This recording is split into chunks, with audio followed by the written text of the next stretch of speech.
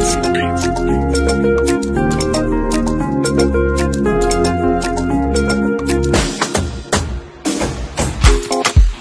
Yannick TV, Ndemakamo. Cuisine Yannick TV, maman des 3 garçons, maman des 3G. Nakacha chaîne à Cuisine Yannick, solution à tout sur tout.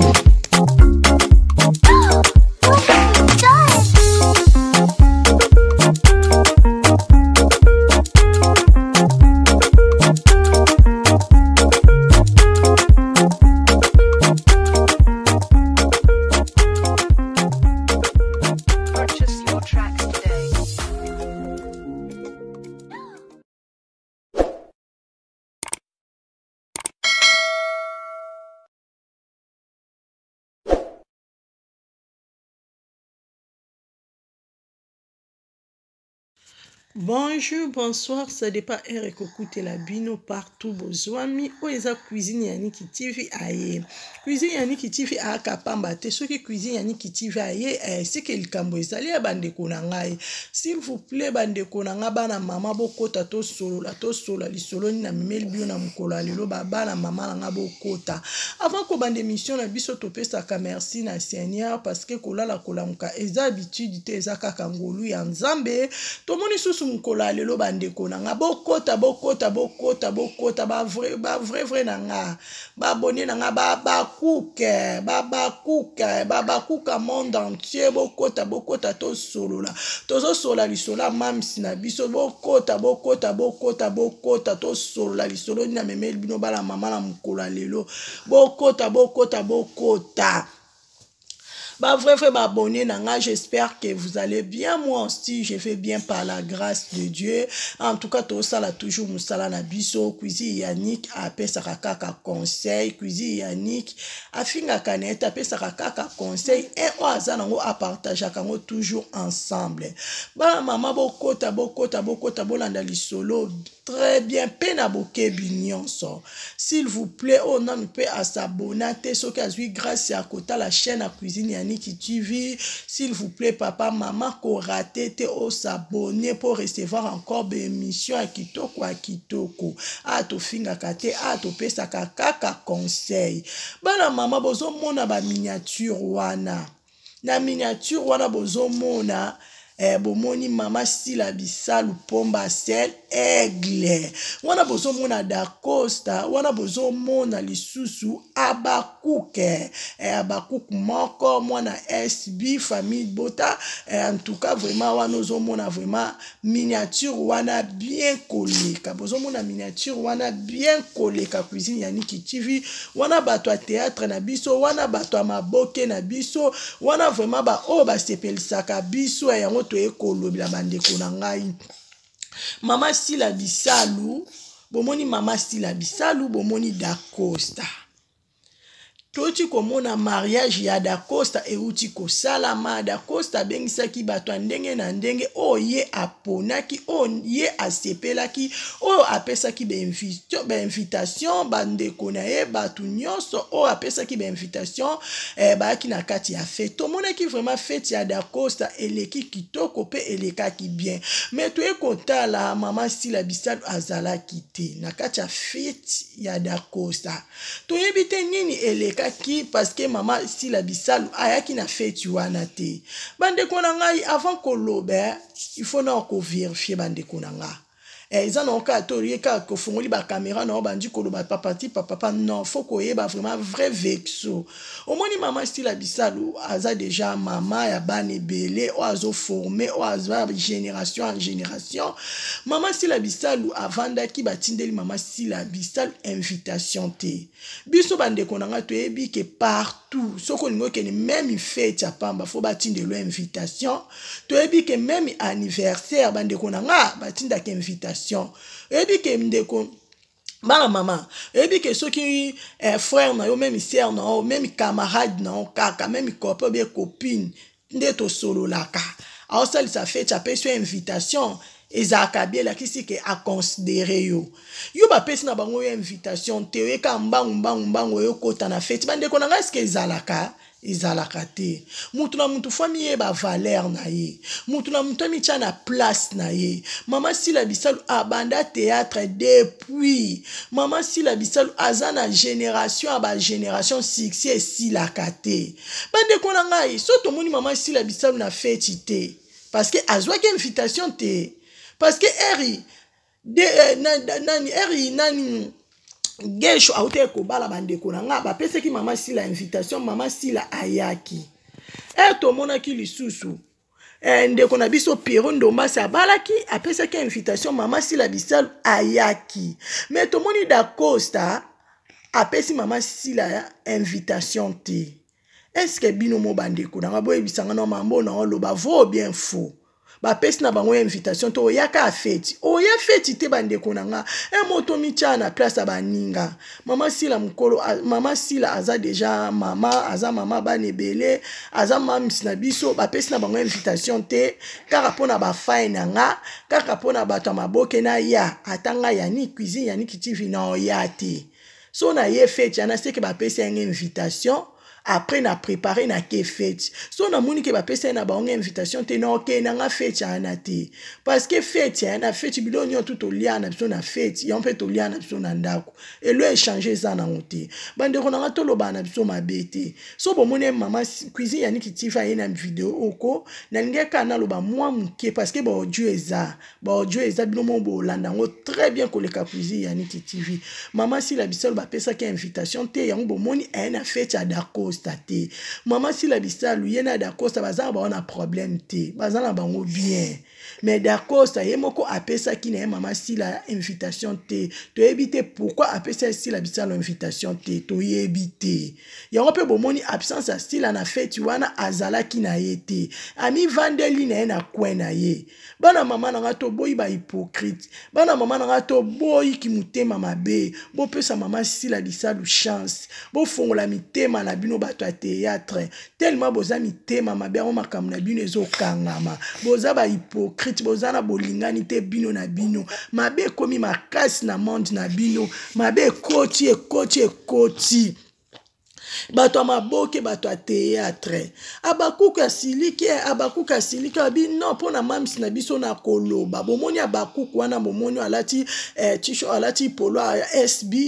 abakuka siliki makasa lobi trop c'est trop tout le temps komika mamisa kende bembete bomona kene bembe ya princesse bomona ki akanga ki ba photo na ba princesse mamsi na biso akenda ki matanga balobi lela na ozo sepela na ba o bazo sepela akenda ki matanga parce que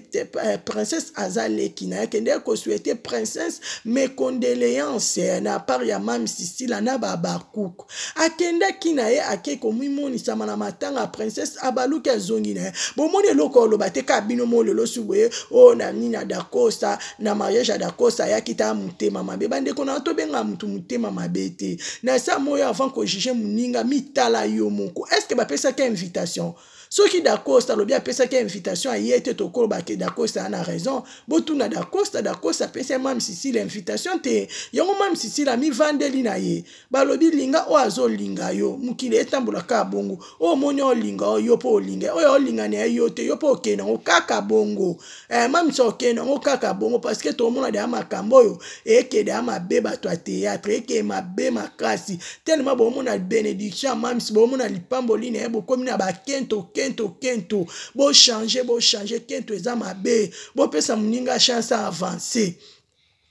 bo pesa muninga chance à avancer bo pesa muninga ba félicitations bandeko nange ezaka nini yango bato a théâtre ezaka nini yango bato a maboke na biso boza tellement mitema mabe ba hypocrite bino na bino bolingani te bino na bino bozo boma na bozo bwaka bambasu bozo sala mabe ti bakuku bakoma okota makambo parce que trop c'est trop mwana nini olinga basali réputation ya mama na ye mwana nini okolinga bafinga mama na ye mwana mama bocha olinga nini basinga mama na ye mwana nini boyebisanga mwana nini olinga basima mama na ye trop c'est trop boete bandeko nanga boeza vraiment mabe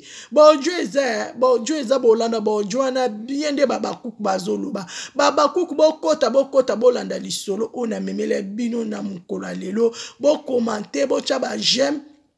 Bocha Baker, s'abonner massivement sur notre chaîne Cuisine Yannick Tifu, s'abonner s'il vous plaît, commenter, bocha j'aime Cuisine Yannick apesa neka concert, enfin ko juger mams tout na même d'Acosta bino moko bomicha na place mams apesi invitation te aya kaka atanga na oyate bande konanga mutu aza na ndenge na zwilaka likambo mutu aza na ndenge na lobaka mutu aza na façon na ye bandeko na nga tosalaka te tokoti na internet wanjoloba papa si papa non toloba mambo eza vrai so bomoni mamisa ayaki te parce que bapesaki invitation te baaudio eza na obalanse baaudio na bino mobola nango bien koleka Cuisine Yannick TV pourquoi d'accord c'est yé moko tu as bengi fila te c'est que yé moko na kati na yé ami yebi ka na problème na fila peut-être fila yebi te ka na problème na dakosta mais dakosta yé moko yebi ka na problème na fila yango peut-être pesa ki invitation te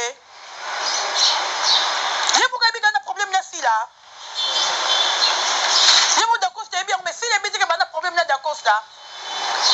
batu nyonso baki fait na dakosta bilongi tout obo monaki bayaki parce que bazalaki invité nde bayaki na kati ya feti wana peut-être mpe bacontribue yaki to basalaki boye yango moni bayaki ere abengi fila te fila aliaka soso aliaka bamburger aliaka banini lisusu bamis diel to oyo balambaka na feti fila aza na capacité aa na domestique oyo alambelaka esa yebisika olambelaka bodomestique aa na olamba akofutukela feti te fila bisali mutema mabe dakosta invitaki ye ayefeta dakosta te atikali kopesa fila invitation te nazo se justifie te bopesi nani ekanda yango bomoni na ye nazo se justification na bino te nazo se justifie te nalingi na éclaircir bino bayo bolandaka biso boyembaka na bachroniqueur ou bachroniqueuse yango toyembaka mamuni toza koloba na média aliro babaku bakoma babike toko mokangisa bato moma na osepela toko moporte bato mosusu baplainte bato bakoyeba mabe ya sila après ya koloba benga nanu dacosta tuna dacosta ngaso na dosela dacosta nga na benga lo dacosta tomoni tous les comédiens na fete noponi tomoni sila bisalu te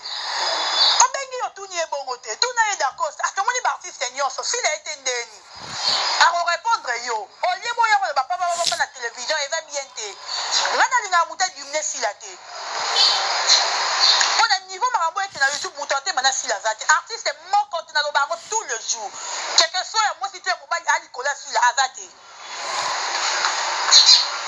abanda succès na ye depuis ti lelo kanga succès na ye mutu alongolaka succès na ye aza te aregnaka ti lelo eloko esalanga parce que comment ça veut dire que sur 100% wana ya bacomédien 90% baa contre moninga 90% boza contre moninga mpo na nini orke fe bolinga ye ansa fierté na bino otombola drapeau RDC na maboko ya libanda file akenda kaka Abidjan ebenda polémique dernière des polémiques ngani ya koleba baki reporter nga plainte mpo nalobi vérité siko bolinga toloba ndeti ndenge nini mpo bocomprendre ezalaka te d'accord ça tikali koinvite fila te na matanga princesse bomonaki fila mpo bato ebele tozolaka fila ngai akenda matanga te me na dekare bashia dodo navandika naozela mams ebele babulaki fila oya te aya te pourquoi princesse aleki na ye il faut ye kopartage mawa na leki na ye aye na matanga princesse bokangi minoko bozangi siko actualité bomoni actualité eza te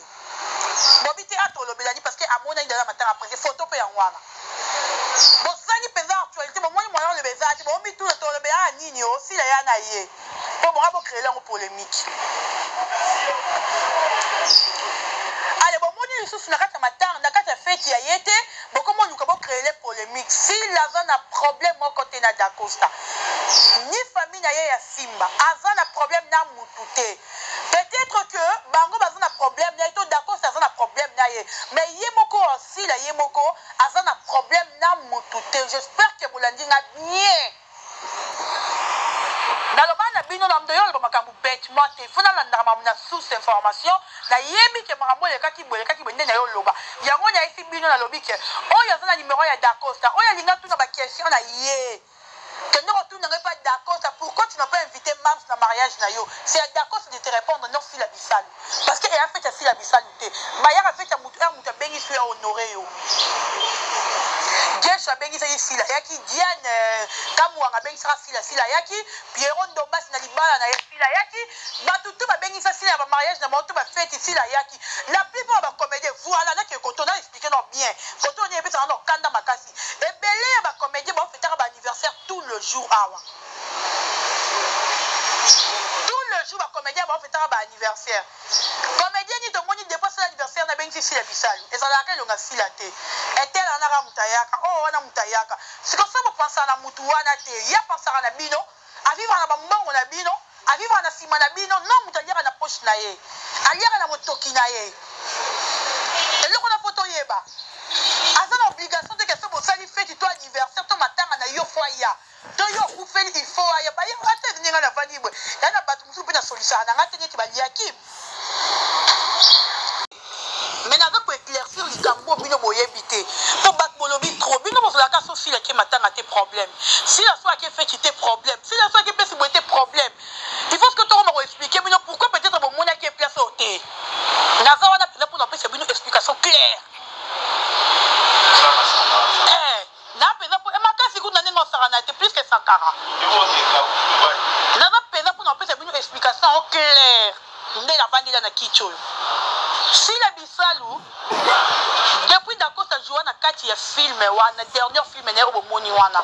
ba benga Dacosta na SB ayaka lisusu te